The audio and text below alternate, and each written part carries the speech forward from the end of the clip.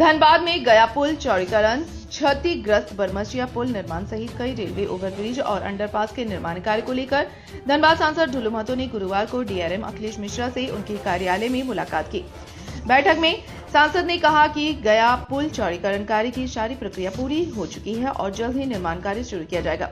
इसके अलावा बरमसिया पुल का पुनर्निर्माण, धनसा गोविंदपुर रेल ओवरब्रिज, सोनारडी ओवरब्रिज और भूली में अंडरपास निर्माण को लेकर भी विस्तृत चर्चा हुई। सांसद ढुल्लू महतो ने कहा कि धनबाद लोकसभा क्षेत्र में विकास कार्यों की गति को और तेज किया जाएगा। उन्होंने बताया कि जनता की सुविधा को देखते हुए सभी जरूरी परियोजनाओं को प्राथमिकता दी जा रही है। वहीं डीआरएम अखिलेश मिश्रा ने बताया कि गया पुल चौड़ीकरण और बरमसिया पुल निर्माण को लेकर रेलवे और आरसीडी विभाग के बीच समन्वय हो गया है।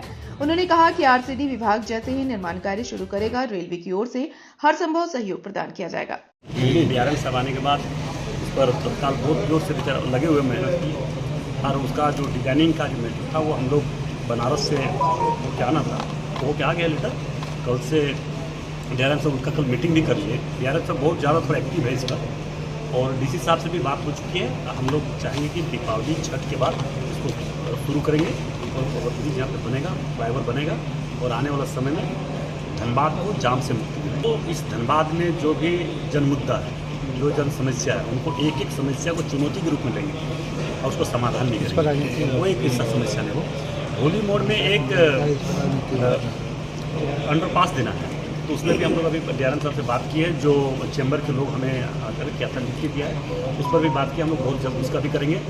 एक धनसार से फ्लाईओवर जो गोविंदपुर में डीपीआर का टेंडर हो चुका था, वो जो राज्य सरकार के द्वारा किसी कारण से कैंसिल कर दिया है, उसमें भी लगे हुए वो काम भी हम लोग करवाएंगे।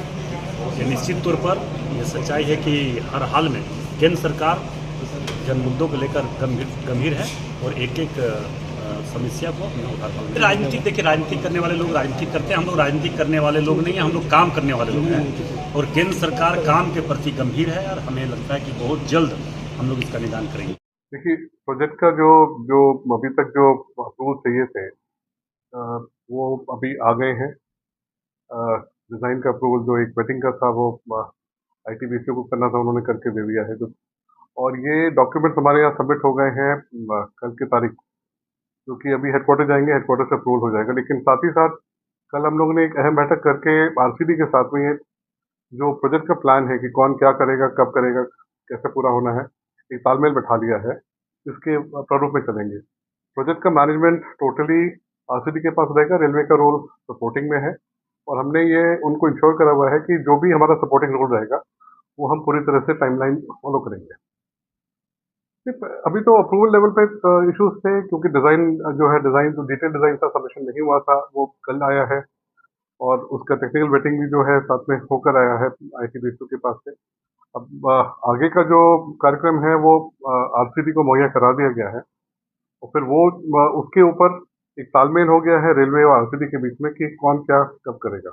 जो प्रोजेक्ट प्लान अभी आरसीडी ने सबमिट करा, देखिए ये सवाल एक्चुअली आरसीडी को आंसर करें, बट जो हमारे पास सबमिशन आया है वो उन्होंने उसका करीब 18 महीने का टाइम बताया है। पैरेलल में काम होना है। जो एग्जिस्टिंग आपका आरयूबी है वो चलता रहेगा, उसके पैरेलल में काम होना है। तो वो रोड अभी इफेक्ट नहीं होगी। जब वो रोड का मॉडिफिकेशन होगा, क्योंकि जो आपका जो राउंड अबाउट है उसके लोकेशन शिफ्ट होगी। अभी एक 2 लेन सिंगल कैरेजवे है, वो आपका 4 लेन डुअल कैरेजवे बनना है। उसके लिए जो राउंड अबाउट का जो अलाइनमेंट है वो चेंज होना है दोनों साइड से।